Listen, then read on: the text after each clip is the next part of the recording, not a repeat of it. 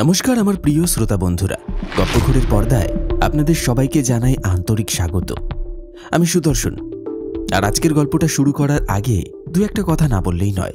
আজকের পর্বটা শুধু একটা ভৌতিক কাহিনী নয়, এর সঙ্গে জড়িয়ে আছে আমাদের টিমের একটা নতুন শুরু, একটা নতুন দিশা। আমরা করতে চলেছি কিছু এক্সপেরিমেন্টাল, কিছু এক্সাইটিং, কিছু একেবারে আলাদা।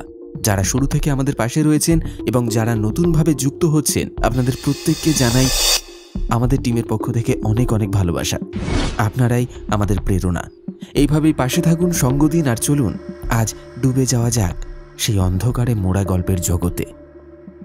আজ আপনি শুনতে চলেছেন লেখক সায়ক সেনের কলমে এক হাড় হিম করা গ্রাম বাংলার ভূতের গল্প, কুমড়ি পাড়ার শ্মশানে।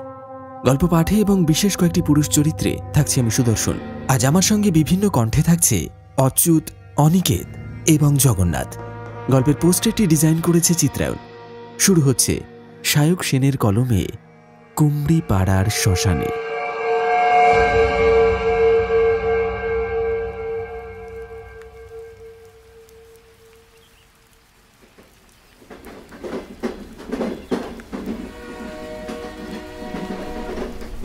ট্রেনটা স্টেশন ছেড়ে কুঁকড়ে কুঁকড়ে চলে গেল পশ্চিমের দিকে। একটানা হুইসেলের শব্দ যেন এই শ্রাবণের ভেজা বাতাসে বিলীন হয়ে গেল ধীরে ধীরে। গুপ্তিপাড়া স্টেশন ছোট্ট একটি রেল স্টেশন, যেন শহরের কোলাহল থেকে অনেক দূরে এক নির্জন কুয়াশার আস্তানা। সেই শ্রাবণ মাসের এক দুপুর, একটু আগেই এক দফা মুষলধারে বৃষ্টি হয়ে গেছে। ছাউনি ঢাকা প্ল্যাটফর্মের একপাশ দিয়ে এখনো টুপটাপ করে ফোঁটার আওয়াজ শোনা যায়। হাওয়া যেন হঠাৎ কোমল, আবার হঠাৎ উন্মত্ত, কখনো মেঘে ঢাকা, আবার কখনো হঠাৎ করে রোদের তীব্র ঝলক এসে চোখ ধাঁধিয়ে দেয়। এই সময় প্রকৃতি যেন নিজের খেয়ালে খেলা করছে। একদিকে আকাশের কালো মেঘের ভাঁজ, অন্যদিকে মাঠের ওপারে সোনালি রোদে ঝিলিক দিচ্ছে ধানক্ষেত। স্টেশনের ইটের দেয়ালে সাদা রঙের ছাপচিত্র ধুয়ে গেছে কালের ধাক্কায়। ছায়া ছায়া পড়েছে রেলের সীমানা ঘেরা ঝাপসা দেয়ালে। কোথাও মাটির গন্ধ, কোথাও অচেনা ফুলের সুবাস মেশানো বাতাস। দূরে একটা পাতা পড়ে থাকা ছাতার মতো ছাউনিতে টিনের চালে এখনো ফোঁটার আওয়াজ।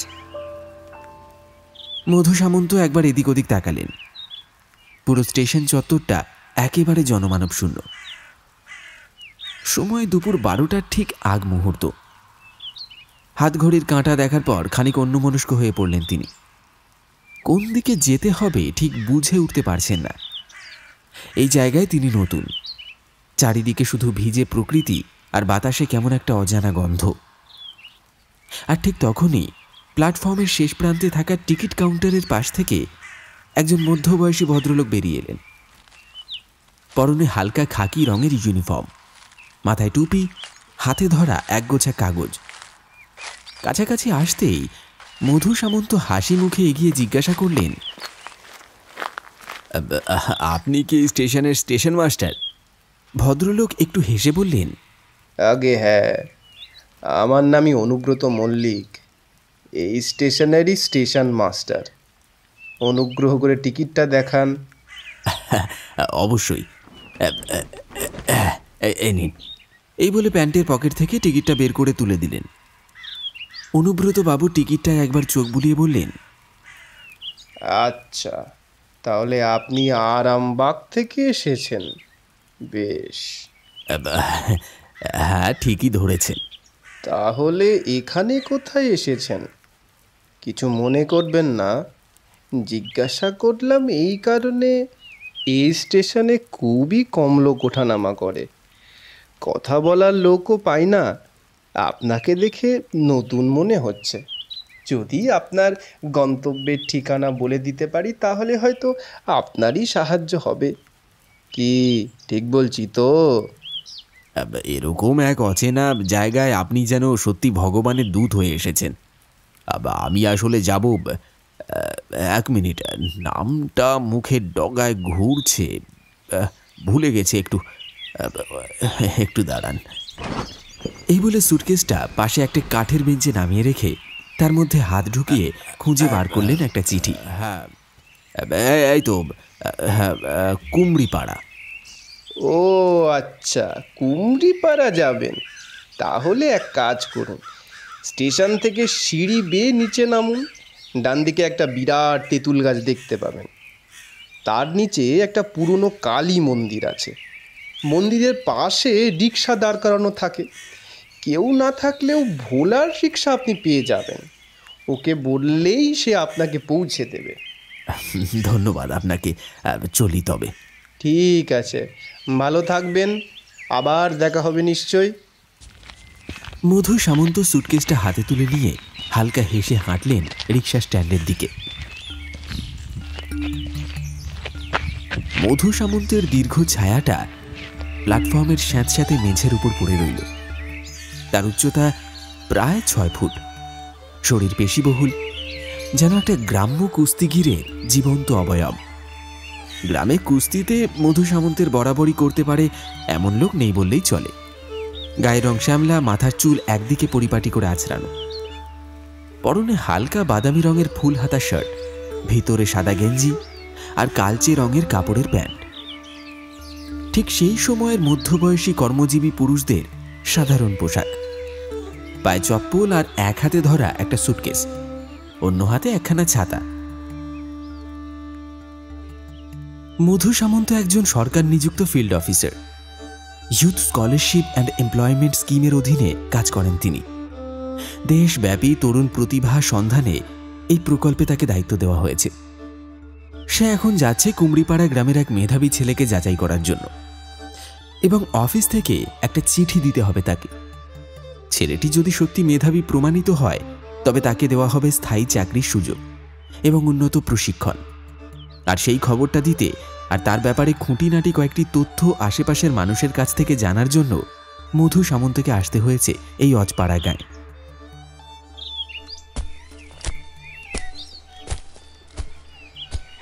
মধু সামন্ত যখন প্ল্যাটফর্ম ছেড়ে স্টেশনের নিচে নামলেন, তখন রোদ আর ছায়ার খেলা ঠিক যেন প্রকৃতির এক অলিখিত নাটক। সিঁড়ি পেরিয়ে কাঁচা রাস্তা ধরে ডান দিকে এগোতেই চোখে পড়ল একটি প্রকাণ্ড তেঁতুল গাছ। ছড়ানো ডালপালা, গা ছমছমে এক প্রাচীনতা ছুঁয়ে থাকা নির্জনতা। গাছটার গুঁড়ির ঠিক পাশে বাঁশের বেড়া ঘেরা একটা ছোট্ট কালী মন্দির। চাল খড়ের ছাউনির কিনারায় বৃষ্টির জল জমে টুপটাপ করে পড়ছে নিচে। মন্দিরের সামনে ছোট্ট একটা প্রদীপ নিভু নিভু করে জ্বলছে, যেন দেবীর আশীর্বাদ এখনও এই ভিজে দুপুরে কারোর অপেক্ষায়। আর তার পাশেই দাঁড়িয়ে থাকা একটা ময়লা রিক্সা। সিটে হেলান দিয়ে বসে থাকা একজন লোক, মুখ গামছা দিয়ে ঢাকা, মনে হচ্ছে ঘুমোচ্ছেন। পরনে ময়লা সাদা ধুতি আর গায়ে পুরনো ধূসর হয়ে যাওয়া স্যান্ডো গেঞ্জি। গায়ে চামড়া টান টান, বুকের হাড় স্পষ্ট, কিন্তু চোখে মুখে একরকম অলস অথচ নির্ভরযোগ্য অভ্যস্ততা। মধু মনে মনে ভাবলেন, এটাই কি তবে সেই ভোলা? গলাটা পরিষ্কার করে একটু খাঁকারি দিয়ে ডাকলেন, এই যে, শুনতে পাচ্ছেন? লোকটা যেন বিদ্যুৎ স্পৃষ্টের মতো আচমকা সোজা হয়ে বসে পড়ল। গামছা খুলে ফেলে এক চিলতে ঘুম চোখে তাকিয়ে বলল, আগে বাবু বলুন, কোথায় যাবেন? আমি যাব কুমড়িপাড়া। আপনার নাম কি ভোলা? স্টেশন মাস্টার অনুব্রত বাবু বললেন আর কাউকে না পেলেও আপনাকে নিশ্চয়ই পাবো। লোকটা বুক ফুলিয়ে একটু লজ্জিত হাসি হেসে বলল, আগে কথা ঠিকই বলেছেন, আমার নাম ভোলা। শুনুন উঠে বসুন রিক্সায়, আপনার পৌঁছে দিচ্ছি কুমড়িপাড়ায়। তা এখান থেকে কত দূর আর কতক্ষণ লাগবে বলতে পারো? ভোলা রিক্সার হ্যান্ডেলটা সোজা করে বলে উঠল, তেমন দূরে নয় বাবু, মাইল 4 পথ, আধা ঘন্টার মধ্যে পৌঁছে যাবেন। মধু সামন্ত ছাতাটা বগলে রেখে সুটকেসটা হাতে নিয়ে সাবধানে উঠে বসলেন রিক্সার উপরে। হ্যাঁ, চলো।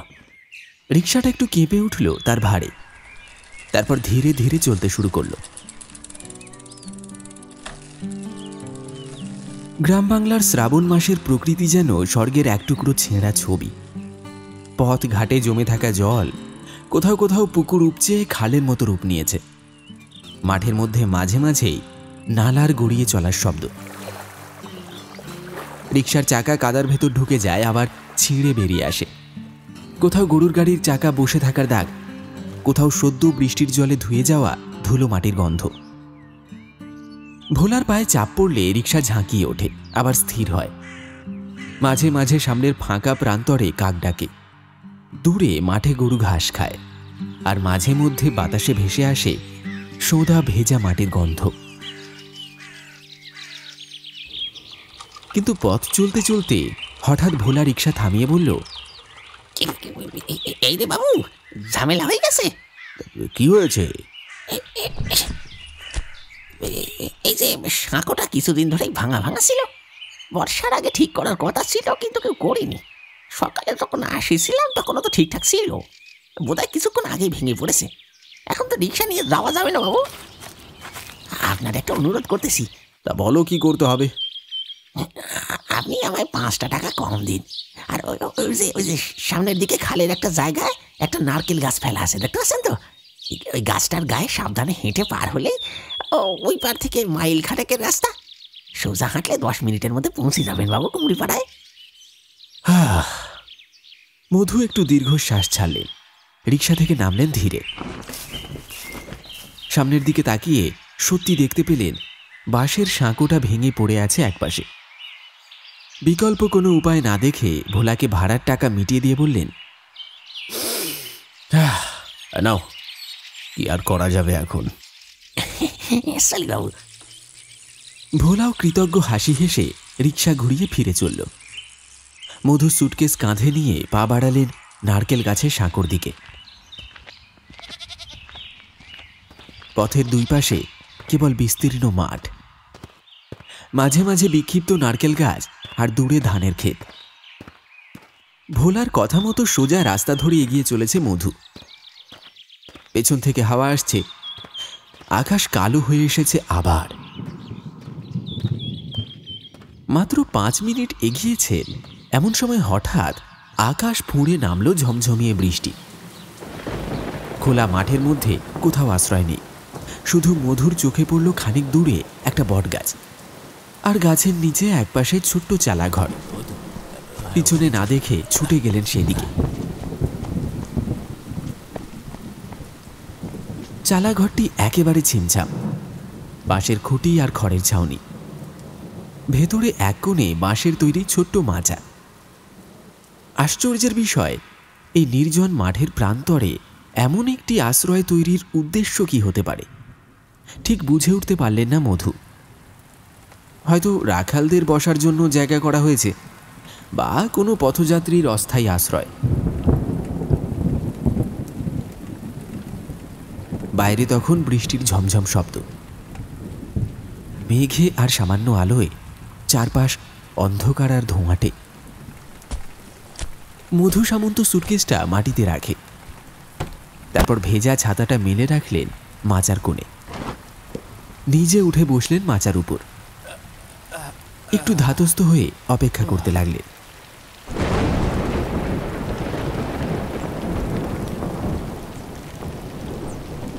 চারপাশে শুধুই শূন্যতা। দূরে খালটা বাঁক নিয়ে চলে গেছে গ্রামের দিকে। চালাঘরটির বাঁশের মাচার উপর বসে রয়েছেন মধু সামন্ত। বাইরে তখন বৃষ্টির শব্দ যেন প্রকৃতির আত্মচিৎকার, ঝমঝমিয়ে পড়ছে একটানা, আর তার সঙ্গে মাঝে মধ্যে গর্জে উঠছে আকাশ, যেন দুর্জনের অট্টহাস্য। বাতাসে জমে থাকা জলীয় বাষ্পে দম বন্ধ হয়ে আসার উপক্রম। চারপাশে অন্ধকার, তপ্ত দুপুরের আলো ক্রমশ ডুবে গেছে শ্রাবণের রুদ্র রোষে।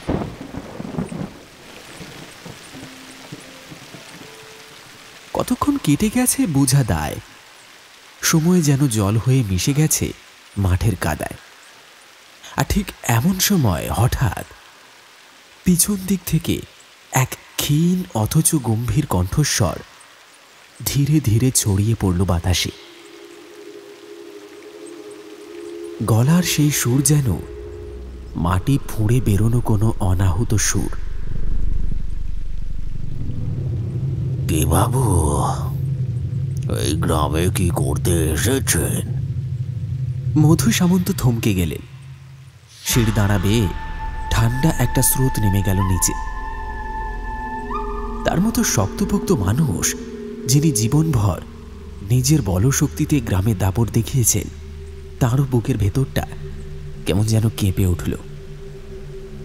প্রথমেই মনে হলো কোনো চোর বা দুর্বৃত্ত হয়তো রিকশায় তাকে আসতে দেখে লুকিয়ে পড়েছিল এই চালা ঘরের কোণে। কারণ তার হাতে ছিল একটা সুটকেস এবং পরনে পোশাক দামি। সুতরাং চোর ছাচোর যে তাকে অনুসরণ করবে না, তার নিশ্চয়তা কে দেয়? নিজেকে তৈরি করলেন মধু। চোখের পলকে বাঁশের মাছা থেকে লাফ দিয়ে নামলেন। তারপর দৃঢ় ভঙ্গিতে পিছন ফিরে তাকালেন। সেই দৃষ্টিতে দেখলেন চালাঘরের এক কোণে মাচার এক পাশে বসে আছেন একজন শীর্ণকায় বৃদ্ধ। গায়ের হাড়গোড় যেন চামড়া ফুঁড়ে বেরিয়ে আসবে। মুখটি ছায়ায় ঢাকা, তবে তার চোখ, হ্যাঁ, সেই চোখ দুটো তীব্র জ্বলজ্বলে, যেন অন্ধকারের বুক চিরে ছুটে আসছে। যেন চোখ নয়, আগুনের দুটি কণা। মধুর গলা শুকিয়ে এলো। লোকটা এখানে এলো কিভাবে? এই প্রশ্নটা ঠিক যেন মাথায় ধাক্কা মেরে উঠল। সে প্রশ্ন করল, আপনি আপনি কি এখানেই ছিলেন? বৃদ্ধ শান্ত স্বরে বললেন, হ্যাঁ, আমি এখানেই থাকি। মধু একটু কৌতূহল মিশিয়ে বললেন, কিন্তু আমি তো চোখের দৃষ্টি হারাইনি। যখন এসেছি আপনাকে তো একটুও দেখতে পাইনি। বৃদ্ধের মুখে অদ্ভুত এক মৃদু হাসি ফুটে উঠল। বললেন, যেটা আছে সেটা সবসময় যে দেখা যাবে এমন কোনো নিয়ম নেই। এই বলে তিনি ধীরে ধীরে সামনের দিকে এগিয়ে গেলেন। চালাঘরের সামনের ফাঁক দিয়ে বাইরে থেকে ছেঁকে আসা অল্প আলো এসে পড়ল বৃদ্ধের শরীরে। এবার পুরোপুরি দেখতে পেল মধু। তার চেহারা যেন মৃত্যুর ছায়া ছোঁয়া কোনো নিঃশেষ মানবী শরীর। বুকটা কুয়োর মতো ফাঁকা, হাত পা কঙ্কালের মতো পাতলা, পরনে ময়লা ধুতি আর গায়ে এক ফালি ছেঁড়া গামছা। তবে মুখে জট পাকানো সাদা দাড়ির ভেতর থেকে তার উঁকি দেওয়া চোখ দুটি যেন নিঃসন্দেহে অন্য এক জীবনের দাবিদার। তবুও লোকটা শান্ত স্বরে বলল, ভয় পাবেন না, বসুন, আপনার সঙ্গে দুদণ্ড গল্প করে। এই ভয় পাবেন না কথাটা শুনে মধুর ভেতরটা কেমন করে যেন হাসতে ইচ্ছে হলো। ভয়? সে ভয় পায়? মনে পড়ে গেল শৈশবের এক ঘটনার কথা। একবার গ্রামের ছেলেদের সঙ্গে বাজি ধরে রাতে শ্মশানঘাটে বন্ধুরা যখন পা রাখতে ভয় পাচ্ছিল, তখন মধুই একা গিয়ে কালো ধোঁয়ায় ঢাকা চিতার পাশে দাঁড়িয়ে ফিরে এসেছিল হাসতে হাসতে। আজ পর্যন্ত কোনো কিছুতেই সে ভয় পায়নি। তাই এবারও একটুও না ভয় পেয়ে এগিয়ে গেল বৃদ্ধের দিকে। তারপর হাসি মুখে বসে পড়ল তার পাশে। আমি মধু সামন্ত, সরকারি স্কিমে ফিল্ড অফিসার হিসেবে কাজ করি। কুমড়িপাড়ার এক ছেলের খবর এসেছে। তার শিক্ষাগত যোগ্যতা আর সামর্থ্য যাচাই করতে এসেছি। যদি ঠিকঠাক প্রমাণিত হয় তবে স্থায়ী চাকরির ব্যবস্থা হবেও। আসছি সেই আরামবাগ থেকে। বৃদ্ধ একটু মাথা ঝাঁকালেন। তারপর মৃদু স্বরে জিজ্ঞাসা করলেন, তা যার সন্ধানে এসেছেন তার নামটা বলবেন? গোপাল রায়। নামটা উচ্চারণ হতেই হাওয়া যেন একটা শীতলতা ছড়িয়ে পড়ল। বৃদ্ধের মুখ মুহূর্তের জন্য অনড়। চোখ দুটোতে হঠাৎ করে দপ করে আলো জ্বলে উঠল। তারপর যেন গলা আটকে গেল তার। তিনি চুপ করে গেলেন। চারপাশে তখন শুধু বৃষ্টির শব্দ, আর বাতাস কেমন জানি একটা ভার হয়ে আছে।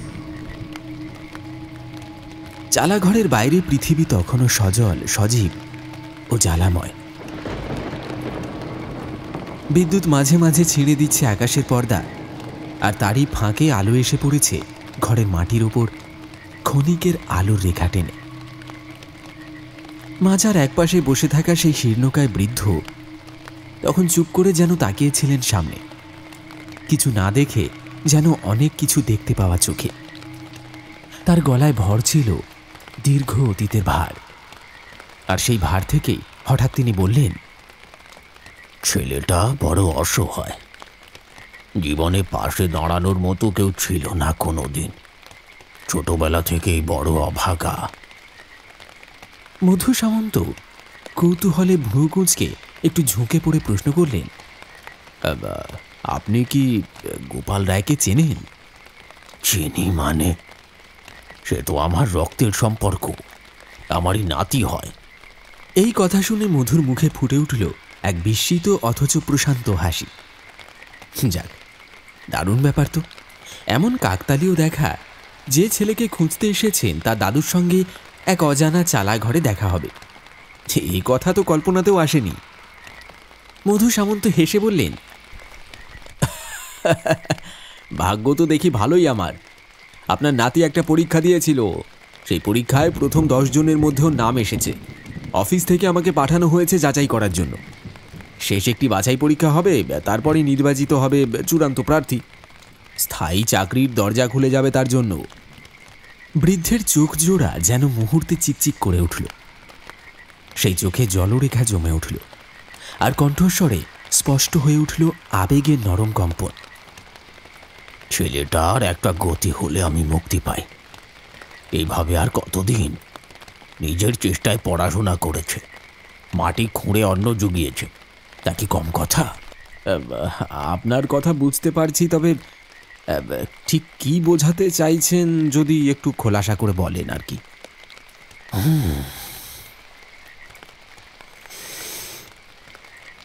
আসলে ছেলেটার সবাই থেকেও কেউ নেই। মাত্র 4 বছর বয়সে বাবা হারা হয়। আমার একমাত্র ছেলে মানে ওর বাবা, সে ছিল মদে ডুবে থাকা এক নিষ্ঠুর পুরুষ। রাতে নেশা করে পড়ে থাকত। এমনই এক রাতে জঙ্গলের ধারে এসে পড়েছিল নেশাগ্রস্ত অবস্থায়। আর বিষাক্ত সাপের ছোবলে নিস্তেজ অবস্থাতেই চলে গেল না ফেরার দেশে। মধু নীরব। বৃদ্ধের গলায় তখন এক বাষ্পরুদ্ধ দ্যুতি। কণ্ঠের বুকে জমে থাকা স্মৃতি যেন শব্দ হয়ে ঝরে পড়েছে। আর তারপর 1 মাসও পেরোল না, গোপালের মা মানে আমার পুত্রবধূ, সে গ্রাম ছেড়ে পালিয়ে গেল তার এক প্রাক্তন প্রণয়ের সঙ্গে। একটা বারও ফিরে তাকালো না নিজের ছেলেটার দিকে। সেই থেকে আমি ওকে কোলে পিঠে করে মানুষ করেছি, ভাত জুগিয়েছি, স্কুলে পাঠিয়েছি। কত অপমান সইতে হয়েছে, কতদিন না খেয়েছিল ছেলেটা, তবুও সে পড়েছে। মধু সামন্ত শুনতে শুনতে নিঃশব্দে যেন ভারী হয়ে গেল। বুকের মধ্যে একটা অদ্ভুত চাপা কষ্ট যেন নাড়া দিল। এ সমাজে এমনও মানুষ থাকে যারা সমস্ত প্রতিকূলতাকে নিজের শক্তি করে তোলে। সত্যি, এ জাতীয় মানুষকে খুঁজে পাওয়া যায় না সহজে। মনে মনে এই ভাবনাই ঘুরছিল তার মাথার ভেতরে। তারপর সামান্য ঝুঁকে প্রশ্ন করলেন, আচ্ছা, আপনি আমাকে একবার ওর সঙ্গে দেখা করিয়ে দিতে পারবেন? বৃদ্ধ মুহূর্তের জন্য থমকে গেলেন, তারপর মাথা একটু নামিয়ে বললেন, আমি এখন আর ওর সামনে যেতে পারি না, ও আমাকে ভয় পাবে। মধু অবাক হয়ে চেয়ে রইলেন তার মুখের দিকে। লোকটা বলছে কি? তবুও নিজেকে সামলে বললেন, আপনি দয়া করে একটু সহজভাবে বলুন আপনার কথা, আমি ঠিক বুঝতে পারছি না। বৃদ্ধ এবার চুপ। কিছুক্ষণ তার চোখ যেন কোনো অদৃশ্য রেখার দিকে স্থির। বাইরে তখন আবার একবার বিদ্যুৎ চমকায়, আর তার আলো এসে পড়ে মাচার কোণে বৃদ্ধের মুখে, যেখানে সময়ের রেখা ছাপ রেখে গেছে ক্লান্তির অক্ষরে। তারপর খুব ধীরে, যেন বহু পুরনো মাটির ঢিপির ভেতর থেকে উঠে আসা একটা চাপা ধ্বনির মতো তিনি বললেন, শোনো, তোমায় কয়েকটা কথা বলি। বৃদ্ধ যেন স্মৃতির গভীরে ডুবে গেছেন। তিনি বললেন, সংসারটা কোনো মতে টেনে নিয়ে চলেছিলাম বাবা। গায়ে যতদিন জোর ছিল নিজের জমিতে চাষ করতাম, অন্যের জমিতে দিন মজুরি করতাম। বর্ষায় কোমর জলে ধান রোপণ করেছি, আর ফাগুনে মাথায় করে ধানের বোঝা টেনে এনেছি, যাতে এক মুঠো ভাত জোটে গোপালের মুখে। জানেন তো, যেদিন আমার ছেলেটাকে, মানে গোপালের বাবাকে, এই শ্মশান ঘাটে দাহ করতে নিয়ে এলাম, সেদিন ছোট্ট গোপাল আমার গামছা ধরে বলেছিল, দাদু, বাবা শুয়ে আছে কেন? আমি তখন তাকে কোলে নিয়ে বলেছিলাম, হ্যাঁ বাবা ঘুমিয়ে পড়েছে দাদু, ঘুমোতে ঘুমোতে সে খালের জলে ভেসে চলে যাবে পরীদের দেশে।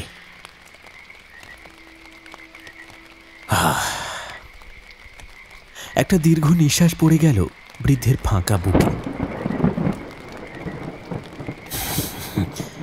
আর আজ দেখো ভাগ্য, সেই কথাটা এই শ্মশান ঘাটেই বসে আপনাকে শোনাচ্ছি। এই মানুষটার কণ্ঠে যে শূন্যতা, তা হয়তো পৃথিবীর সবচেয়ে নিঃসঙ্গ নদীরও জানা নেই।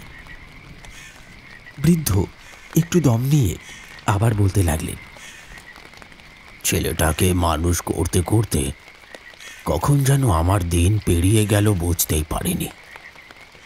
মাঠে ঘাটের পরিশ্রমে শরীরটা ফুরিয়ে আসছিল, তবুও গোপালের বইয়ের দামটুকু যাতে ওঠে, তাই একদিন মাথায় ধানের বোঝা নিয়ে বাঁশের সাঁকো পার হচ্ছিলাম।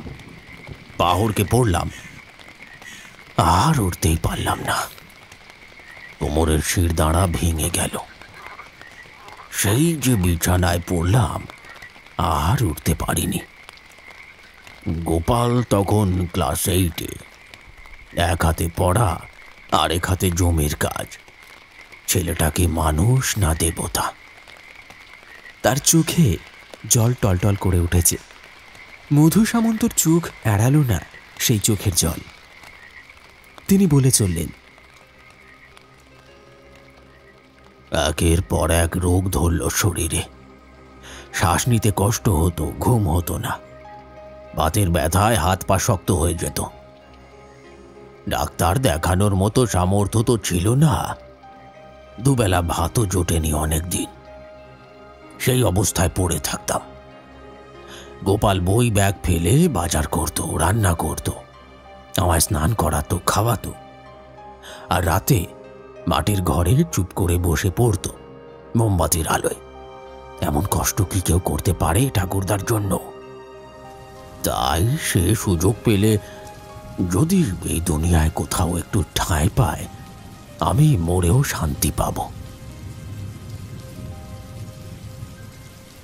তার এই শেষ কথার পর কয়েক মুহূর্ত যেন নীরবতা জমে রইল চালা ঘরের ভেতরে। বাইরে তখনও বৃষ্টির ধারা থামেনি, যেন প্রকৃতি নিজেই কান পেতে শুনছিল একজন পিতামহের ব্যর্থতা ও ভালোবাসার মহাকাব্য। মধু সামন্ত এবার বললেন, তারপর? বৃদ্ধ একটু চমকে উঠলেন, যেন স্মৃতি থেকে বাস্তবে ফিরলেন। তার চেহারাটা মাটির মতো কৃশ, কিন্তু চোখ জোড়া, সেগুলিতে যেন এখন অন্য এক আলো জ্বলছে।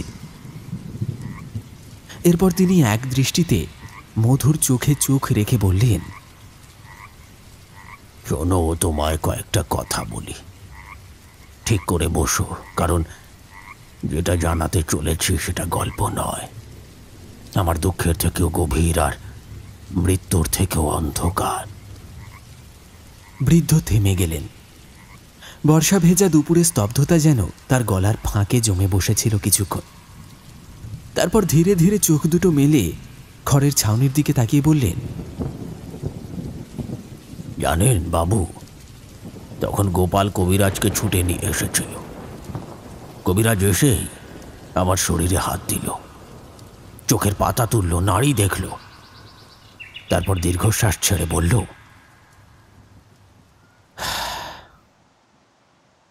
না, নেই। সেই কথা শোনার সঙ্গে সঙ্গে গোপাল মাটিতে বসে পড়ল, বুক চাপড়ে কাঁদতে কাঁদতে ডাকল। সেই সময়টায় আমি চোখ খুলতে পারছিলাম না, কিন্তু মনে হচ্ছিল আমি যেন একটা ঘোরের মধ্যে আছি। দম বন্ধ করা একটা অন্ধকার ঘর, কেউ কেউ আমার দেহে হাত দিচ্ছে, কথা বলছে, অথচ আমি কিছুই বলতে পারছি না, নড়তেও পারছি না। আমি বেঁচে ছিলাম, কিন্তু আমার নিঃশ্বাস পড়ছিল এত ধীরে যে কেউ বুঝতেই পারল না। আমিও ভাবলাম হয়তো মরেই গেছি। গ্রামের লোকজন এসে বলল, কেউ দুঃখ করল, কেউ বলল যে মানুষটা সারা জীবন লড়ে গেল সে এভাবে চলে গেল। কিন্তু আমি শুয়ে শুনছিলাম, মনে হচ্ছিল আমি কি সত্যি চলে যাচ্ছি নাকি সবাই ভুল করছে। গ্রামের যুবক ছেলেরা এসে কাঠ আনলো, মাটির খাটিয়ায় শুইয়ে দিল আমার দেহটাকে। কেউ কেউ আমার মাথার কাছে বসে কাঁদল, আবার কেউ ফিসফিস করে বলল, বেচারা বুড়ো জীবনে কত কষ্ট করলো গো, মরার পরেও মাথায় হাত রাখার কেউ নেই। আমি শুনছিলাম বাবু, আমি সব শুনছিলাম, কিন্তু পারছিলাম না চিৎকার করে বলতে আমি আমি এখনো মরিনি। তখন আমার একমাত্র সম্বল ছিল গোপালের মুখ। তাকে একা ফেলে আমি যেতে চাইনি, কিন্তু কি করব, আমার চেতনা ছিল কিন্তু শরীর তো প্রায় মৃত, কে বুঝবে।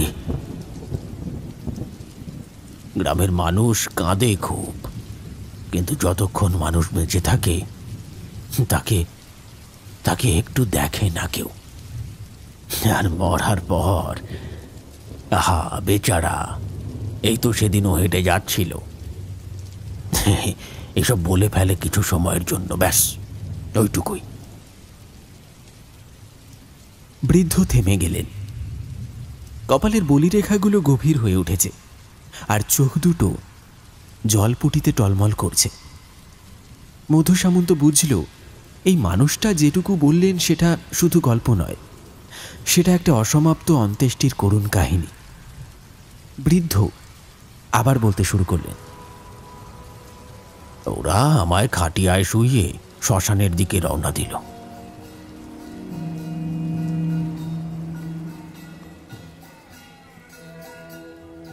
কুয়াশার মধ্যে পেঁচিয়ে থাকা রাস্তা, আমি বুঝেছিলাম একমাত্র গোপাল সেই আমার জন্য কাঁদছে, মুখ চাপড়ে বলছে,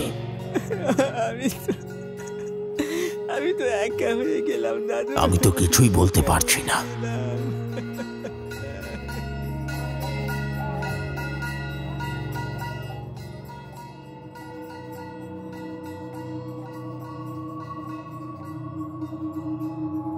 এক সময় শ্মশানে পৌঁছলো ওরা। চিতার কাঠ গাঁথা শেষ হলো, আমার শরীরটা তোলা হলো চিতার ওপর। মাথার নিচে তুলো, হাতে গঙ্গা জল, চোখে তুলসী পাতা। তারপর গোপাল ছেলেটা চোখ ভিজিয়ে সেই আগুনটা ধরালো কাঠের এক কোণায়।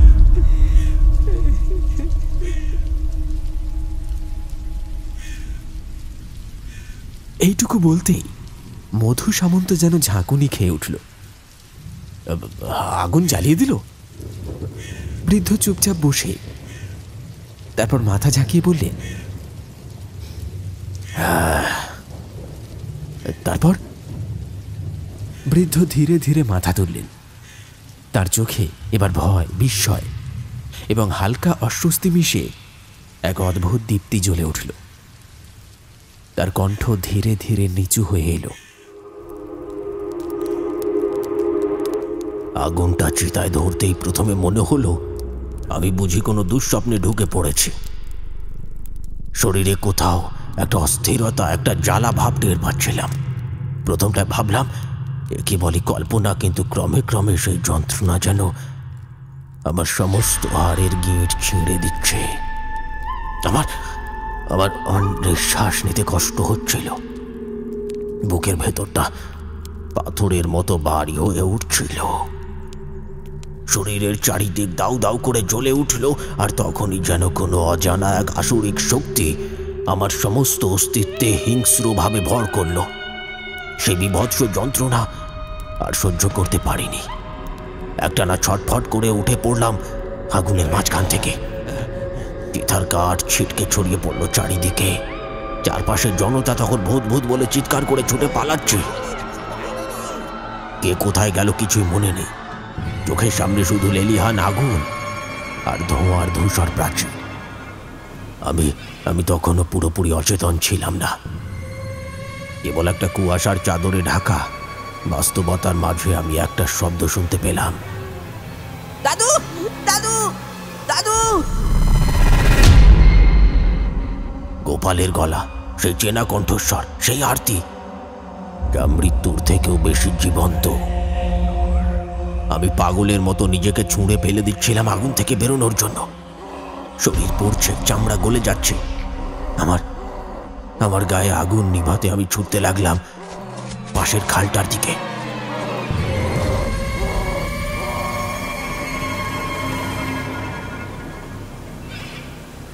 কিন্তু মরণ তখনই এসে উপস্থিত। আমার দগ্ধ শরীরটা আর এগোতে পারল না। খালের পাড়ে গিয়ে থেমে গেলাম চিরতরে। পুড়ে যাওয়া শরীরটা তখন থরথর করে কাঁপছে, ছটফট করছে।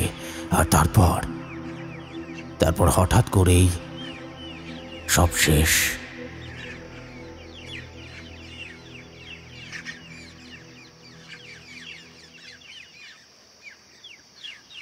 বৃদ্ধের মুখ থেমে গেল। রুদ্ধশ্বাসে এতটা শুনে ফেলেই মধু সামন্ত এক প্রকার হেসে উঠে বলল,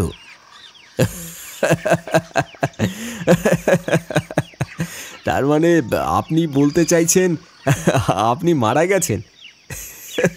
ইস, বড় মজার কথা শোনালেন তো মশাই। আমি ভাবছিলাম আপনি একজন সাধারণ বৃদ্ধ, গোপালের দাদু, অথচ আপনি তো গল্পের ঘোড়া নিয়ে চলেছেন। আমি জানতাম আপনি বিশ্বাস করবেন না, তবে ঘটনা যদি গল্প হয়ে থাকে তাতে সত্যিটা তো মিথ্যে হয় না, বা মিথ্যেটাও তো সত্যি প্রমাণ হয় না মশাই। বাইরে তখন বৃষ্টি থেমে এসেছে। মাঠে জমে থাকা জলের ওপর ঝিকিমিকি আলো পড়েছে। মধু একটু বিরক্ত হলো। একটু বিরক্তির হাসি নিয়েই বলল, এ দুপুরবেলা আপনি যে এমন একটা ভৌতিক এক খোয়াব শোনালেন, তাতে আমি তো হেসে লুটোপুটি খাই। আচ্ছা বেশ, চলি তাহলে। আপনার সঙ্গে গল্প করে সময়টা কেটে গেল। সুটকেসটা হাতে তুলে নিল মধু, আর অন্য হাতে ছাতাটা। একবার শেষবারের মতো বৃদ্ধের দিকে তাকালো। চোখ দুটি যেন অদ্ভুত, গভীর, নিঃশব্দ একটা প্রশ্ন ছুঁড়ে দিল তার দিকে। কিন্তু বৃদ্ধ তখনও চুপ, কেবল তাকিয়ে আছে। সেই তাকানোয় ছিল না কোনো উত্তর, কেবল অতল নীরবতা।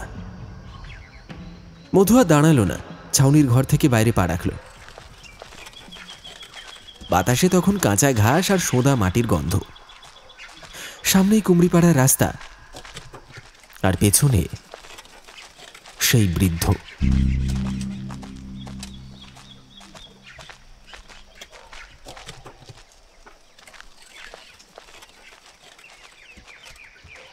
গোপাল রায়ের কুঁড়ে ঘরের কাছে এসে পৌঁছল মধু সামন্ত। মধু সামন্তের হাতে থাকা সেই চিঠিটা যখন গোপালের হাতে তুলে দিল, ছেলেটার চোখ দুটো আচমকাই জলে ভরে উঠল। যেন বহুদিনের শুষ্ক দেহের মধ্যে এক বিন্দু জীবনের প্রবাহ। শিরা উপশিরা জুড়ে ছড়িয়ে গেল আবেগের শিহরণ। গোপাল ফিসফিসিয়ে বলল, ধন্যবাদ স্যার, মধু সামন্ত এক নরম হাসি হেসে বলল, ধন্যবাদ বলার কিছুই নেই, আমি কেবল আমার কর্তব্য পালন করছি। আমার তো মনে হচ্ছে এই কাজের জন্য তুমি উপযুক্ত। গোপাল মাথা নিচু করে রইল। একটু চুপ করে থেকে গলা খাঁকারি দিয়ে বলল, স্যার, আপনি তো অনেক দূর থেকে এসেছেন, আর কিছু না হোক একটু জল খেয়ে যান না। আমি একা থাকি, তেমন কিছু এলাহি জোগাড় হয়তো করতে পারবো না, তবে যদি কিছু জল মিষ্টি মুখে দেন তো। প্রথমে অনেকবার না করেছিল মধু, কিন্তু গোপালের সরল অনুরোধে শেষমেশে রাজি না হয়ে থাকতে পারল না। গোপাল ঘরের ভিতর থেকে একটা পুরনো কাঁসার থালায় এনে রাখল কুড়মুড়ে মুড়ি, হাতে বানানো মোয়া, ঝিনুকের মতো ছোট ছোট নাড়ু, আর পাশেই এক গ্লাস ঠান্ডা জল মাটির গ্লাসে। মধু সামন্ত কিছুটা বিস্ময়ের সঙ্গে তাকিয়ে রইল, তারপর হাসি মুখে একটু মুড়ি তুলে মুখে দিল। তখনই গোপাল বলল, এইসব দাদুর কাছ থেকেই শেখা। বাবা মারা গেলেন, মাও আমাকে ছেড়ে চলে গেল। দাদু তো ছিলেন, আমি ছোট ছিলাম, দাদু সব করতো, রান্না, কাপড় ধোয়া, স্কুলে দিয়ে আসা, এমন কোনো কাজ নেই যা দাদু করেনি আমার জন্য। মধু হঠাৎ চুপ করে গেল। হাতে তোলা মুড়িটা থেমে রইল মাঝপথে। মাথার ভেতর যেন একসঙ্গে বাজতে লাগলো অনেকগুলো গানের মতো অদ্ভুত শব্দ, কিংবা বৃদ্ধ লোকটার সেই গভীর কণ্ঠস্বর, অন্ধকার চালাঘরের কোণ থেকে বলা প্রত্যেকটা কথা। তোমার দাদু কোথায় এখন? গলা শুকিয়ে এসে জিজ্ঞাসা করল মধু। গোপাল এক মুহূর্ত চুপ থেকে বলল, সে এক ভয়ঙ্কর ভুল স্যার। দাদু তখনও বেঁচে ছিলেন, অথচ আমি নিজেই দাদুকে আমি নিজে মুখাগ্নি করেছিলাম। এই কথাগুলো যেন অনেক দূর থেকে আসা হাওয়ার মতো ভেসে আসছিল। চোখের দৃষ্টি ধীরে ধীরে ঝাপসা হয়ে আসছিল। শরীরে শক্তি যেন কোথাও গায়েব হয়ে যাচ্ছে। হঠাৎ মনে পড়তে লাগলো বৃদ্ধ লোকটার সেই বিস্ময়কর গল্প, যার প্রতিটি বাক্য সে একসময় অবহেলায় উড়িয়ে দিয়েছিল। সেই কথাগুলো যেন হুবহু মিলে যাচ্ছে এই বাস্তবের সঙ্গে।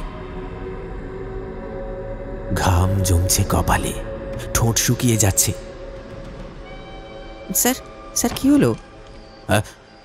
না না, কিছু না, সময় হয়ে যাচ্ছে, ট্রেন ধরতে হবে, আমাকে উঠতেই হবে, আমি চলি।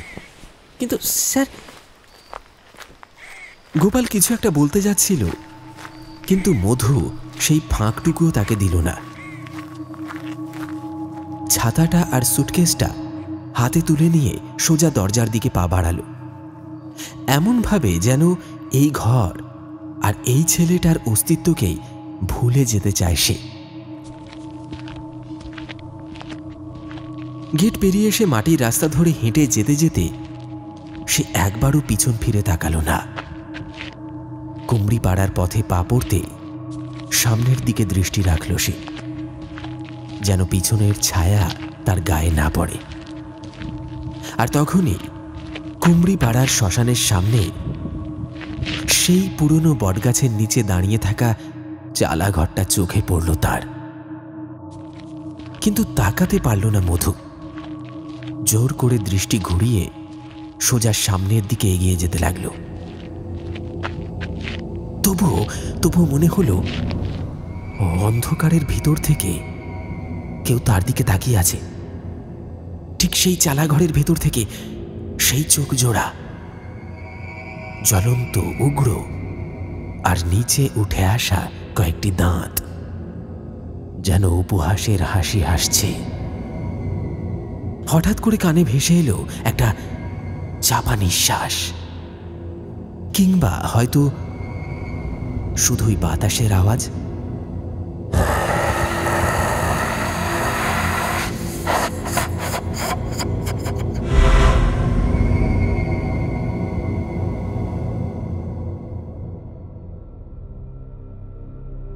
শুনলেন কুমড়ি পাড়ার শ্মশানে। আমাদের আজকের নিবেদনের এই বিশেষ গল্পটি আপনার কেমন লাগলো অবশ্যই কমেন্ট সেকশনে লিখে জানাতে ভুলবেন না। তবে আমার প্রিয় শ্রোতা বন্ধুরা, আজ কিন্তু গল্পের মধ্যে থেকে কোনো প্রশ্ন থাকছে না। আমাদের গপ্পখোর চ্যানেলের মাইক্রোফোন থেকে আপনাদের জন্য রয়েছে একটি ছোট্ট প্রশ্ন। আপনি বলুন তো, দিনের কোন মুহূর্তটিকে অথবা রাতের কোন মুহূর্তটিকে আপনারা নিজের পারফেক্ট হরর টাইম বলে মনে করেন? অফিসের কাজে ব্যস্ত হাতের ফাঁকে ইয়ারবাড নিয়ে বসে, নাকি রাতে বিছানায় লাইট নিভিয়ে? আচ্ছা, নিঃশব্দে গল্প শুনতে শুনতেই চোখ বুজে ঘুম আনেন? নাকি অন্যভাবে বলা চলে ভৌতিক অডিও স্টোরি আপনার কাজের সঙ্গী, নাকি মিষ্টি ঘুমের দাওয়াই? কমেন্টে অবশ্যই জানাবেন কিন্তু আপনার প্রিয় সময় আর অভ্যাস। আমরা কিন্তু অপেক্ষায় আছি। আপনাদের মধ্যে থেকেই বাছাই করা সেরা কমেন্ট এই গল্পে পিন করা হবে এবং আপনাদের নাম আগামী গল্পে অবশ্যই ঘোষণা করা হবে। তাহলে চলুন একবার ঝটপট দেখে নেওয়া যাক আমাদের গত এপিসোডে যে প্রশ্নটি ছিল তার সঠিক উত্তর কারা কারা দিয়েছিলেন।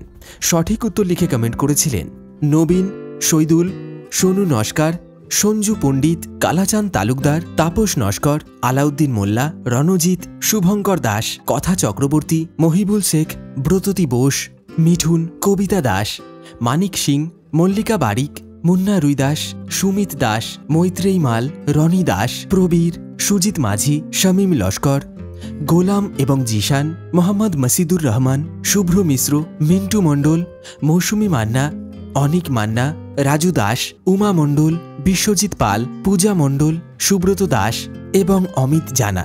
আপনাদের প্রত্যেকে অনেক অনেক ধন্যবাদ জানাই আমাদের গল্পগুলি শুনে গল্পে থাকা প্রশ্নের সঠিক উত্তর কমেন্ট বক্সে লেখার জন্য।